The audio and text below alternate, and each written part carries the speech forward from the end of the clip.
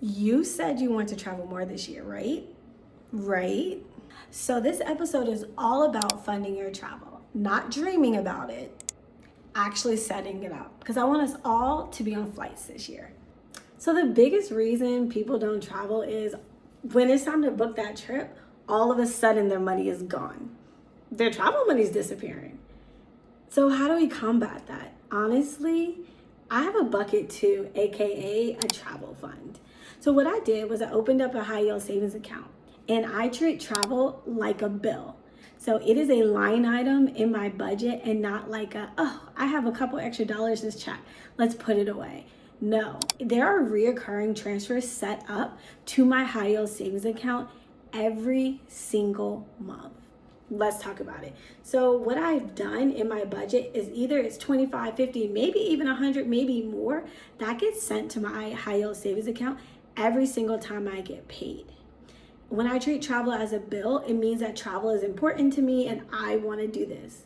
So like when I went to Guatemala recently, I didn't have to think about how am I about to pay for these excursions. All I did was transfer that money out of my travel fund and book them. Because when you treat travel as a bill, it has a place in your budget. And so you're ready for when those times occur. I never want to be the girl in the group chat that's like, ooh, I can't go, I don't have the money. I always want to be like, yup, book the trip, I'm ready to go.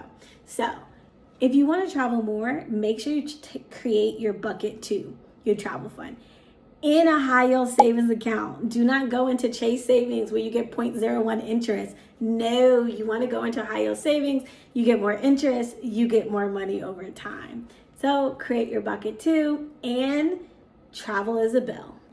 So your paycheck isn't the only way that you can pay for travel. I treat points like another form of currency. So what do I mean by that?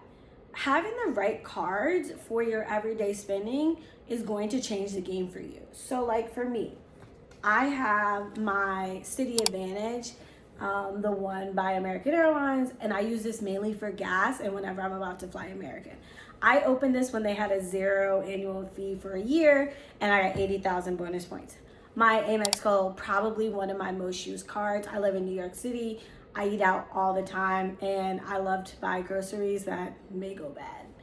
And then finally, one of my other cards that I'm in love with, my Delta Amex Platinum. I kind of use this as my everyday card.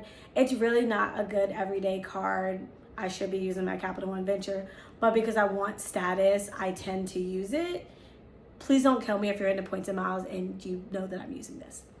So having a plan for all of those cards really allows me to increase the amount of points I have, so then I can decrease the amount of cash that I use when I book my trips. So you don't need a million points to start. You just need a system where you're using the right card for your everyday spending or for the different spending that you have.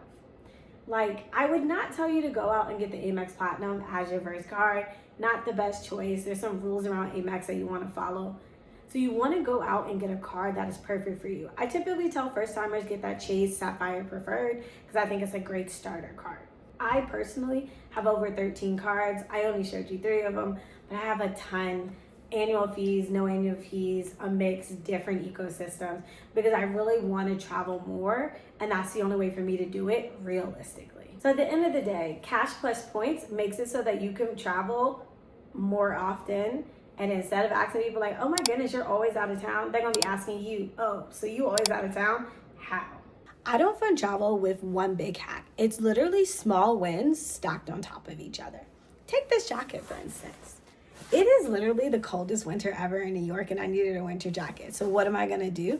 I'm gonna go look at cashback portals, shopping portals, all of the things. Even your credit card has a portal for shopping, all of the things. Then see who has cashback or points back and then buy it.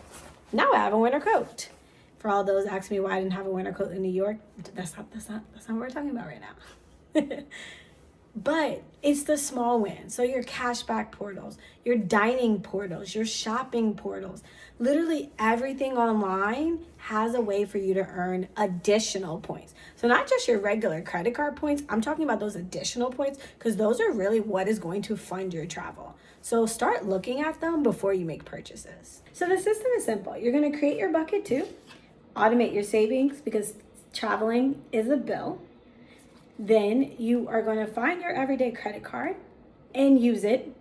And you are always going to look for more points. So Cashback Monitor, Rakuten, all of your credit card portals. I would use Cashback Monitor because you could just plug in a place and it'll tell you everything that has cashback or points.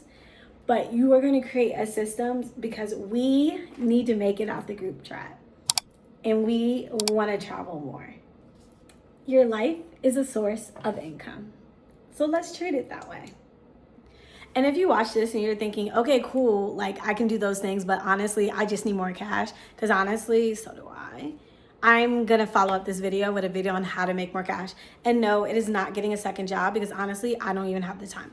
These are gonna be ways to make extra money that do not revolve like calling someone, scamming, literally legit ways to do it. And one of them, I can do it while I'm watching TV. So like, subscribe for our next video. And remember, it's 20 trips, 1 year, $5,000.